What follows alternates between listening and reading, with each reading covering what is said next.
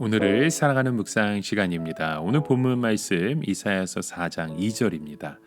그날의 여호와의 싹이 아름답고 영화로울 것이요 그 땅의 소사는 이스라엘의 피난한 자를 위하여 영화롭고 아름다울 것이며.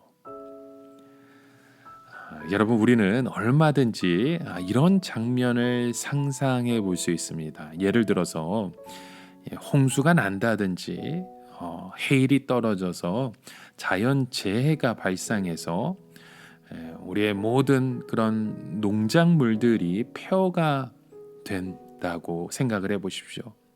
그리고 시간이 지나고 또 다시 새싹이 돋아나는 것을 보는 그 장면을 한번 상상해 보십시오. 얼마나 참 감사한 일입니까? 오늘 본문 말씀 속에 그 여호와의 싹이 아름답고 영화로울 것을 얘기합니다. 이것은 예루살렘이 다른 민족의 공격을 받아서 폐허가 되지만 다시 소생하지 못할 것 같았지만 시간이 어느 정도 지나 다시 새로운 싹이 나오고 어느 순간에 무성해진다는 것을 보여주는 것입니다. 자, 그렇다면 여호와의 싹의 그 진정한 의미가 무엇일까요? 여러분, 우리가 이 유다의 역사 가운데 일어나고 있는 계속적인 그 부흥 운동을 우리가 한번 생각해 볼 수 있습니다. 유다의 전반적인 역사는요, 썩은 고목과 같았습니다. 결국 하나님께서는 유다가 소생할 수 없다고 진단하고 계셨죠. 그러나 그런 쇠퇴의 역사 가운데서도 다시 하나님께 돌아오려고 하는 부흥 운동이 끊임없이 일어나고 있었다는 겁니다. 대표적인 예가 히스기야나 요시야의 개혁 운동을 우리가 보게 됩니다. 그러나 하나님께서는 히스기야나 요시야의 개혁으로 유다가 살아날 수 없다고 말씀하셨죠. 아무리 그들이 나름대로 철저하게 개혁을 한다 해도 지금 전반적으로 유다의 전체가 그 부패한 몸뚱이들은 바꿀 수 없다고 진단하셨던 것입니다. 하지만 그 개혁의 싹들을 중요하게 보셔서 다른 부패한 왕들과 함께 그들을 멸하지 아니하고 영화롭게 하심을 보여주시는 말씀입니다. 이처럼 유다가 쇠퇴해 가고 병들어가는 가운데서도 하나님의 말씀을 붙는 자들에게는 영광의 빛이 다시 불타오도록 축복하셨습니다. 그러니까 아무리 세상이 썩고 다른 하나님의 백성들이 부패해도 나 한 사람만이라도 하나님께 철저하게 순종하면 하나님께서는 다시 그 영광의 빛을 허락하시는 분이라는 겁니다.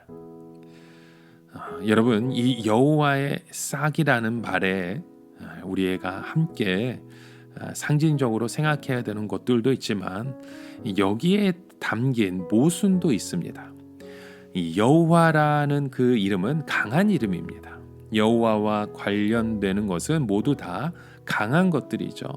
예를 들어서 대통령과 관련되는 것 중에 약한 것은 아무것도 없습니다. 더욱이 옛날 그 왕실의 이름이 붙는 것은 더욱더 그러한 것이죠. 로열이라고 하는 그 이름도요, 발레단이나 연구원이나 도서관 중에서 여러분 이 약한 것 아무것도 없습니다. 그런데 여호와의 이름이 붙었는데 약한 것이 있어요. 바로 여호와의 싹입니다. 대부분의 사람들은 이것을 그리스도께서 인성을 입고 오시는 것으로 해석합니다. 그분은 강한 분이시죠.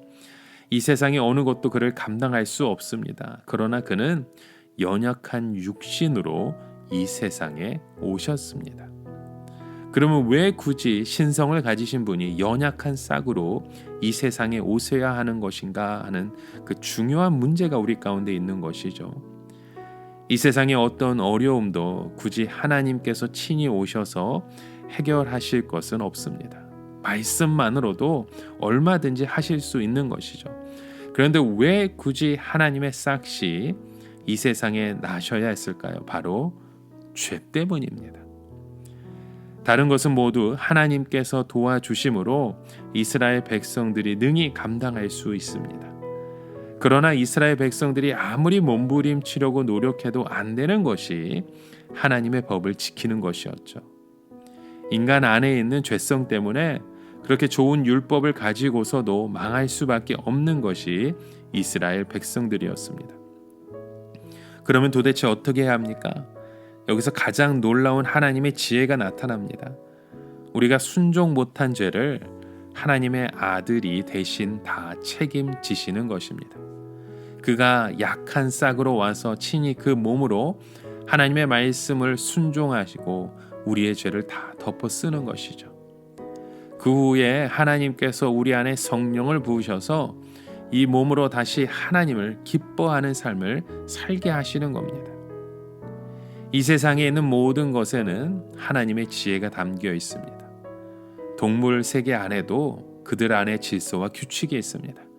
그러나 하나님의 지혜의 절정은 이미 타락해버린 우리들을 하나님께서 다시 일으키셔서 하나님의 뜻대로 행하시게 하는 것입니다. 이것이 지혜 중에 지혜이고 능력 중에 능력인 것이죠. 여러분, 이 세상의 어떤 지혜도 죄만 짓던 사람을 바꾸어 주도록 죽도록 하나님을 사랑하게 하는 그 하나님의 지혜를 따라갈 수 없습니다. 아무리 이 세상이 지혜롭다 하여도 이해할 수 없는 것이 바로 하나님께서 죄인들을 구원하시는 방식입니다. 하나님께서 우리들을 구원하시는 이 진리는 결코 머리로 이해하려고 해서는 안 됩니다. 하나님의 아들이 오셔야 한다는 것은 율법의 한계를 의미하고 있는 것이죠. 이 세상의 율법보다 더 뛰어난 법은 없습니다. 그러나 율법도 인간을 구원하지 못했기 때문에 율법을 능가하는 새로운 법이 나와야 하는 것이었어요. 그것이 바로 하나님의 은혜입니다. 그 은혜는 복음입니다. 하나님의 은혜는 단순한 죄의 용서가 아닙니다. 그런 죄의 용서는 구약 시대에도 얼마든지 있었습니다. 하나님의 은혜라고 하는 것은 우리 안에 하나님의 신성을 입는 것입니다. 우리의 몸은 연약합니다. 하나님의 법을 감당할 수 없습니다. 그런데 우리 안에 하나님의 영광스러운 신적 능력이 임함을 통해서 예수 그리스도께서 우리를 위해 십자가에 달려 돌아가시고 예수 그리스도의 그 영광을 우리가 함께 누리게 된 것이 바로 은혜라는 것입니다. 여러분, 여호와의 싹이 아름답고 영화로울 것이라고 하는 것은 그저 도덕적으로 순결할 뿐만이 아니라 지극히 아름다운 것을 의미합니다. 이런 믿음의 고백이 바로 우리의 그 복음을 통해, 그 언약을 통해서, 은혜를 통해서 하나님께서 우리에게 허락하신 것입니다. 오늘 우리의 삶 가운데 낙심하고 절망했던 우리의 모습이 있습니까? 하나님께서는 더 큰 은혜의 선물을 우리에게 준비해 주시는 분이십니다. 예수 그리스도를 믿는 것은 죄의 용서만 받고 가만히 있는 것이 아닙니다. 바로 예수 그리스도를 믿는다는 것은 우리에게 순종할 수 없는 것들을 순종할 수 있도록 성령의 감동과 도우심으로 우리가 살아가도록 그 기쁨을 허락하시는 분이십니다. 이런 그런 믿음 속에 주님 앞에 나아가시는 저와 여러분 되시길 주님의 이름으로 간절히 축원합니다. 우리 함께 같이 기도합니다. 하나님 아버지, 오늘도 우리의 삶 가운데 그 놀라우신 그 은혜가 주의 사랑으로 함께 선포되어지고 전해지기 원합니다. 죄의 용서만으로 만족하는 것이 아니라 이제는 하나님의 능력으로 함께 세움을 받고 그 기쁨을 고백하는 주의 백성 되게 하여 주시옵소서. 예수님의 이름으로 기도드립니다. 아멘.